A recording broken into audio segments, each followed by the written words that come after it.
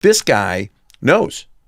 He's been there. He's been in the middle of it, right? He's not your traditional whistleblower. I mean, the Bureau has had issues across the board, and we've seen it every day with whistleblowers and what's going on. Sexual harassment in the Bureau, never been addressed. And it never will be addressed. Look at the rows. Look at the rows behind him. Yeah. Is that James Clapper?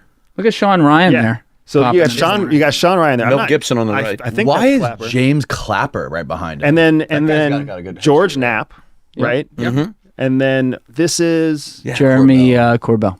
Oh, yes. He's like the director of UFO docs. Yeah. So it's really interesting to me because you have like this mixed bag of credibility behind him. But the other thing is he had to take the steps himself to come out and say something. Yes, absolutely. And that's a huge piece for a guy, especially a guy who's made a career in military. Exactly. Your traditional Army or Air Force officer, military guy. Yes, sir. Moving forward, salute, move on. This guy, this is impressive to me. I'd love to meet this guy, but I'd love to be one of the soldiers that found that in 1945. Like, what the fuck were they doing here? Bro, he said they went back to the 30s in Italy. Really? Yeah. I think they, maybe I'm remembering this wrong. Correct me in the comments if I am, but it was allegedly from like 1933 or something. Mussolini had it, and then when the Allies like took Italy in 44 or 45, they took possession of it. I think, or they knew about it through that.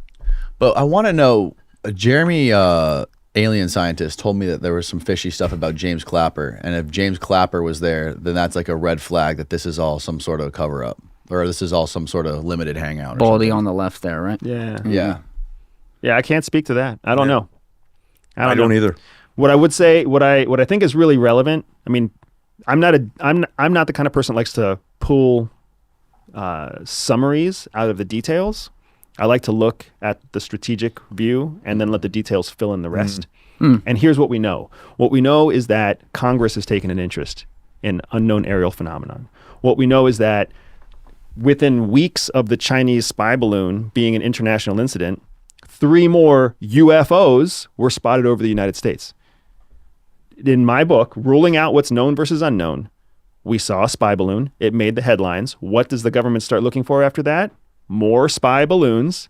But if we call them a spy balloon, we just learned it's going to cause an international incident. So instead of calling them spy balloons to the American people, we're going to call them UFOs.